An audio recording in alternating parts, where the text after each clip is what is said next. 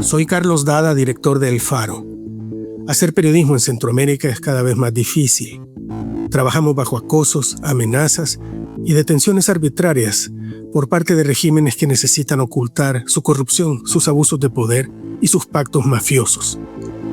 Informarte con El Faro es gratis. Hacer El Faro no. Demanda muchos recursos. Si nuestro trabajo te parece importante, ayúdanos a seguirlo haciendo. Unite como suscriptor en nuestro programa de excavación ciudadana. Ingresa a apoya.elfaro.net. Gracias.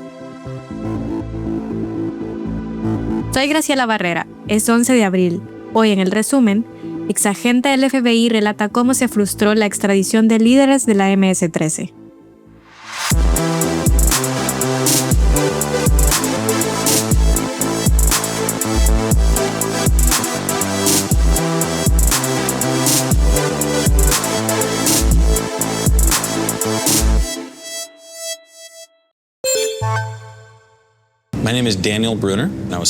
Mi nombre es Daniel Brunner. Fui agente especial del Buró Federal de Investigaciones. Mi responsabilidad eran los casos de la MS-13 en el estado de Nueva Jersey. Daniel Brunner es una de las voces que aparecen en el documental El Trato, Trump, Bukele y las pandillas de El Salvador, que esta semana estrenamos El Faro y Frontline, un programa líder de periodismo e investigación en la televisión pública de Estados Unidos.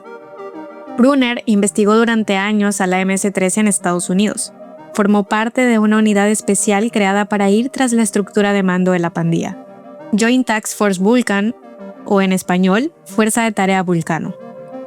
El grupo estaba compuesto por 30 personas, entre ellos fiscales, agentes y analistas que operaban desde distintas bases y viajaban a México y Centroamérica. Su objetivo era seguir a los líderes, construir casos en su contra y llevarlos ante tribunales estadounidenses.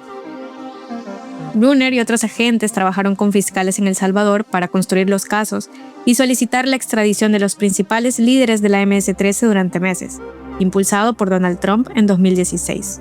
Task Force Vulcan was created by Attorney General Barr under the direction of President Trump. El ex agente cuenta que Vulcan fue creado en 2019 por el fiscal general William Pelham Barr, bajo la dirección del presidente Donald Trump.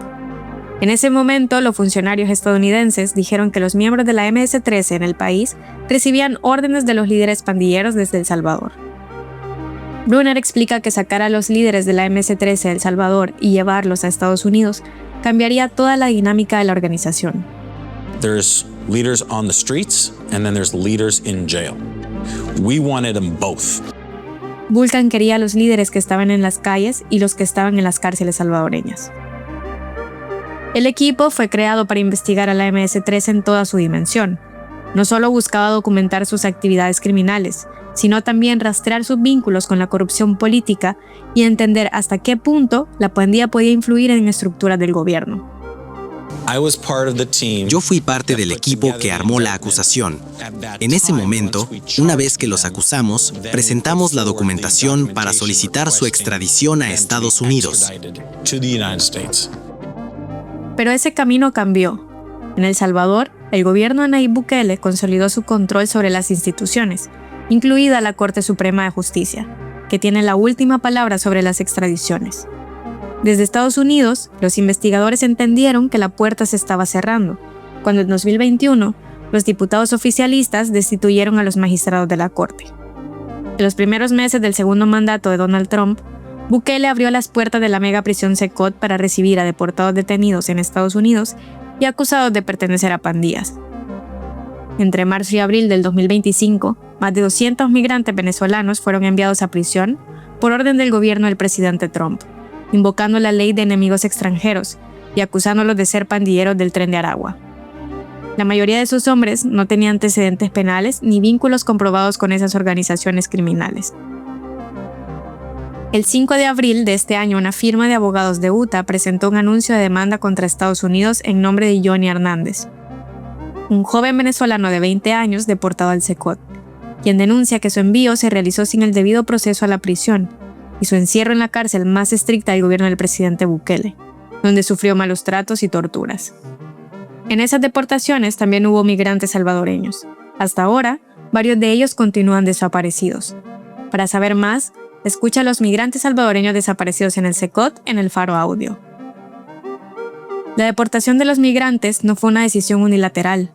Bukele también hizo una solicitud: el retorno a El Salvador de líderes de la MS-13 que estaban bajo custodia estadounidense. Uno de ellos fue enviado de regreso a El Salvador: César Antonio López Larios, alias Greñas. What did I think when I saw Greñas get off that plane?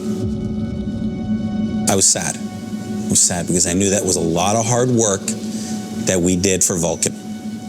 Brunner dice que sintió tristeza porque estaba consciente de todo el trabajo que realizaron desde el equipo de Vulcan. Con el regreso de los líderes de la MS-13 a El Salvador, se perdería por completo el acceso a la información que ellos conocen. Brunner teme que veamos en un avión hacia El Salvador a los otros líderes que quedan en Estados Unidos.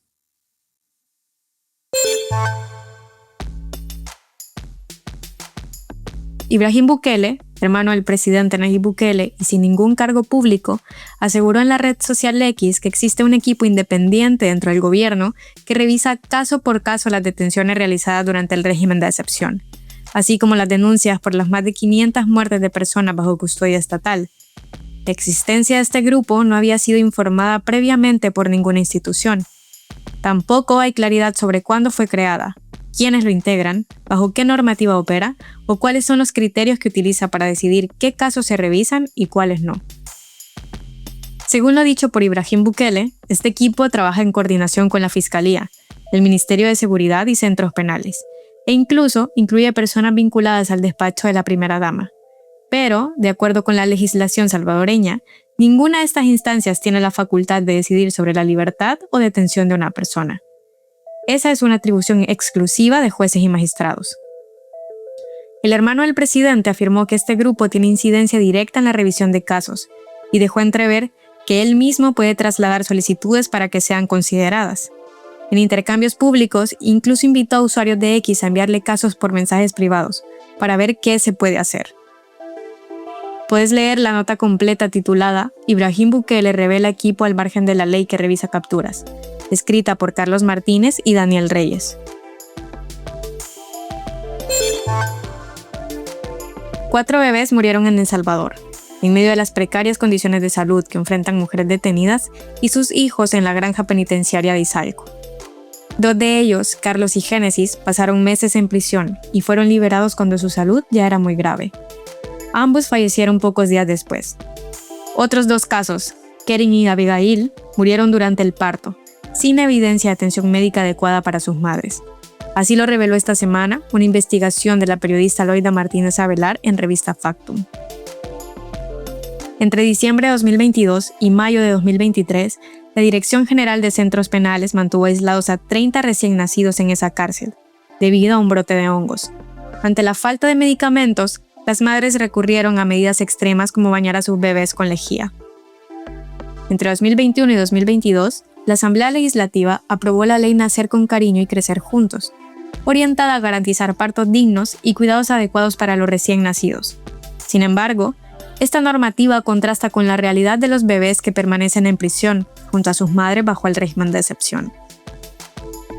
En 2023, en El Faro revelamos que los bebés recién nacidos no reciben atención básica, como controles prenatales, ni tratamientos para enfermedades comunes como gripes, fiebre, vómitos o escabiosis.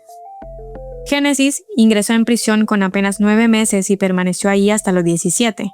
Su madre fue detenida el 24 de agosto de 2022, acusada de presuntos vínculos con pandillas.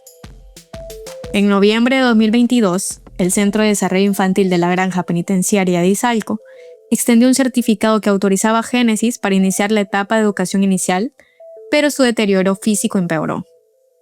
Génesis murió el 17 de mayo de 2023 a causa de una bronconeumonía asociada a un broncoespasmo. Hasta ahora, las autoridades no han dado información clara sobre la atención médica brindada a las madres ni a los niños.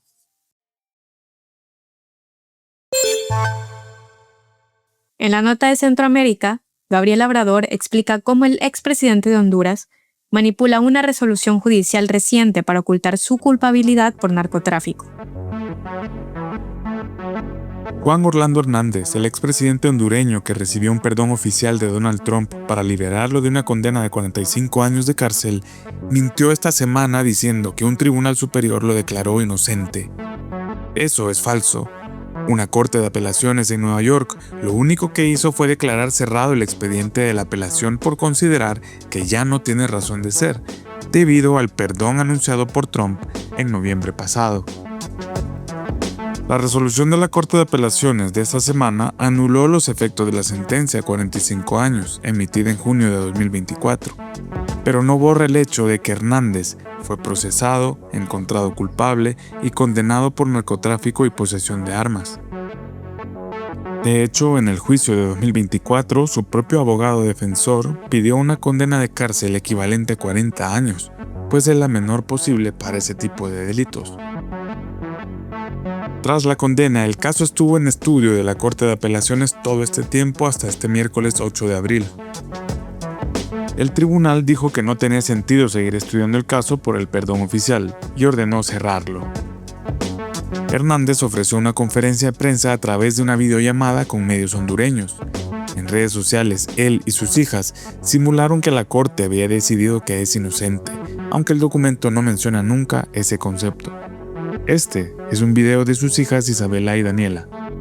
¿Qué significa la reciente resolución de la Corte de Apelaciones? Aquí te lo explicamos. Significa que, ante la ley, Juan Orlando Hernández es inocente, tal y como lo hemos sostenido siempre. El abogado Hernández, Renato Stabile, dijo al canal HCH de Honduras que llamar convicto al expresidente sería difamación. Se presume inocente, ya no es un criminal condenado, ya no puede llamarse un narcotraficante. El día de hoy es un nuevo día, ya de aquí en adelante sería difamación llamarlo un criminal convicto, porque no lo es. El poder de indultar es una potestad de los presidentes de Estados Unidos, y cuando una persona condenada recibe el perdón, recupera sus derechos civiles. Trump dijo, al anunciar el perdón a Hernández, que la acusación había sido una cacería de brujas.